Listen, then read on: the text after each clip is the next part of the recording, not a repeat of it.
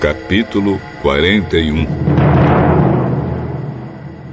2 anos se passaram. Um dia, o rei do Egito sonhou que estava de pé na beira do rio Nilo. De repente, saíram do rio 7 vacas bonitas e gordas, que começaram a comer o capim da beira do rio. Logo em seguida, saíram do rio outras 7 vacas, feias e magras, que foram ficar perto das primeiras vacas na beira do rio. E as vacas feias e magras engoliram as bonitas e gordas. Aí o rei acordou, mas tornou a dormir e teve outro sonho. Desta vez ele viu 7 espigas de trigo que saíam de um mesmo pé. Elas eram boas e cheias de grãos. Depois saíram 7 espigas secas e queimadas pelo vento quente do deserto. E elas engoliram as 7 espigas cheias e boas. O rei acordou. Tinha sido um sonho. De manhã ele estava muito preocupado e por isso mandou chamar todos os adivinhos e todos os sábios do Egito. O rei contou seus sonhos, mas nenhum dos sábios foi capaz de dar a explicação. Então o chefe dos copeiros disse ao rei: Chegou a hora de confessar um erro que cometi. Um dia o senhor ficou com raiva de mim e do chefe dos padeiros e nos mandou para a cadeia na casa do capitão da guarda. Certa noite cada um de nós teve um sonho e cada sonho queria dizer uma coisa. Lá na cadeia estava com a gente um moço hebreu que era escravo do capitão da guarda. Contamos a esse moço os nossos sonhos e ele explicou o que queriam dizer. E tudo deu certo, exatamente como ele havia falado. Eu voltei para o meu serviço e o padeiro foi enforcado. Então o rei mandou chamar José e foram depressa tirá-lo da cadeia. Ele fez a barba, trocou de roupa e se apresentou ao rei. Então o rei disse: Eu tive um sonho que ninguém conseguiu explicar. Ouvi dizer que você é capaz de explicar sonhos. Isso não depende de mim.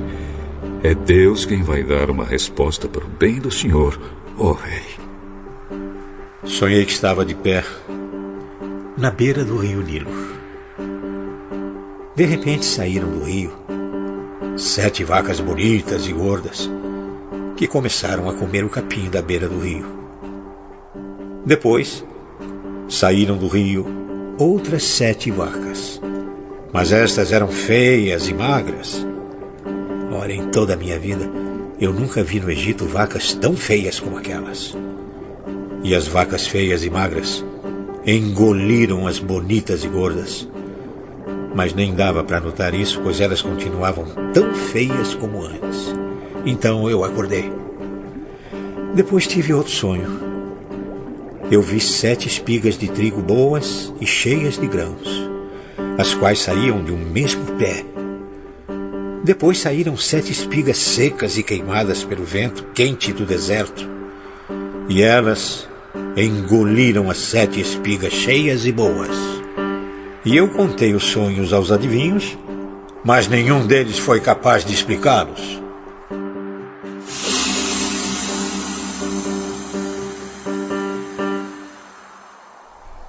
Os 2 sonhos querem dizer a mesma coisa. Por meio deles, Deus está dizendo ao Senhor o que Ele vai fazer. As 7 vacas bonitas são 7 anos e as 7 espigas boas também são. Os 2 sonhos querem dizer uma coisa só. As 7 vacas magras e feias que saíram do rio depois das bonitas e também as 7 espigas secas e queimadas pelo vento quente do deserto são 7 anos em que vai faltar comida. É exatamente como eu disse. Deus mostrou ao Senhor, ó Rei, o que Ele vai fazer. Virão 7 anos em que vai haver muito alimento em todo o Egito.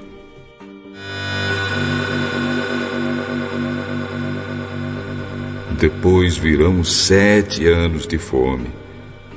E a fome será tão terrível que ninguém se lembrará do tempo em que houve muito alimento no Egito. A repetição do sonho quer dizer que Deus resolveu fazer isso e vai fazer logo. Portanto, será bom que o senhor, ó rei, escolha um homem inteligente e sábio e o ponha para dirigir o país. O rei também deve escolher homens que ficarão encarregados de viajar por todo o país para recolher a 5ª parte de todas as colheitas durante os 7 anos em que elas forem boas. Durante os anos bons que estão chegando, esses homens ajuntarão todo o trigo que puderem e o guardarão em armazéns nas cidades, sendo tudo controlado pelo Senhor. Assim, o mantimento servirá para abastecer o país durante os 7 anos de fome no Egito, e o povo não morrerá de fome. O conselho de José agradou ao rei e aos seus funcionários. E o rei disse a eles: Não poderíamos achar ninguém melhor para dirigir o país do que José, um homem em quem está o Espírito de Deus. Deus lhe mostrou tudo isso, e assim está claro que não há ninguém que tenha mais capacidade e sabedoria do que você, José. Você vai ficar encarregado no meu palácio, e todo o meu povo obedecerá às suas ordens. Só eu terei mais autoridade do que você, pois sou o rei. Neste momento, eu o ponho como governador de todo o Egito. Então o rei tirou do dedo seu anel sinete e o colocou no dedo de José. Em seguida, mandou que o vestissem com roupas de linho fino e pôs uma corrente de ouro no pescoço dele. Depois fez com que José subisse no carro reservado para a maior autoridade do Egito, abaixo do rei, e mandou que os seus homens fossem na frente dele gritando: Abram caminho! Assim, José foi posto como governador de todo o Egito. O rei disse a José: Eu sou o rei, mas sem a sua licença, ninguém poderá fazer nada em toda a terra do Egito.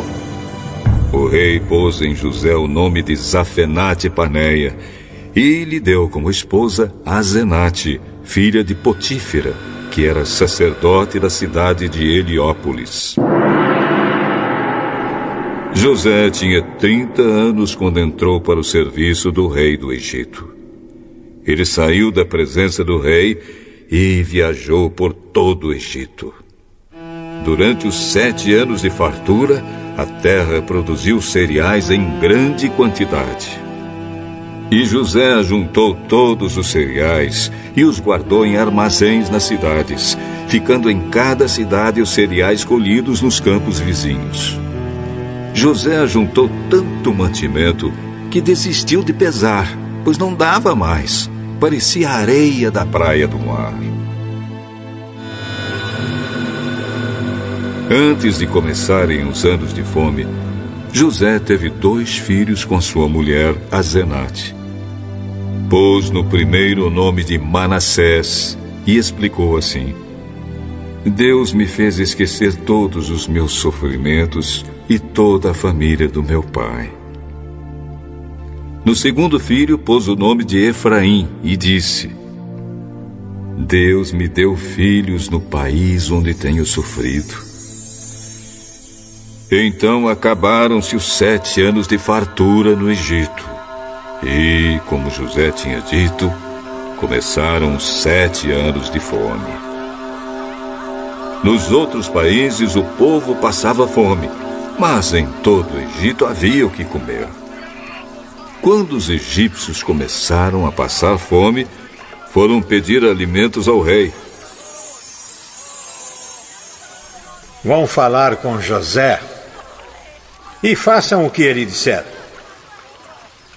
Quando a fome aumentou no país inteiro, José abriu todos os armazéns e começou a vender cereais aos egípcios. E de todos os países vinha gente ao Egito para comprar cereais de José, pois no mundo inteiro havia uma grande falta de alimentos.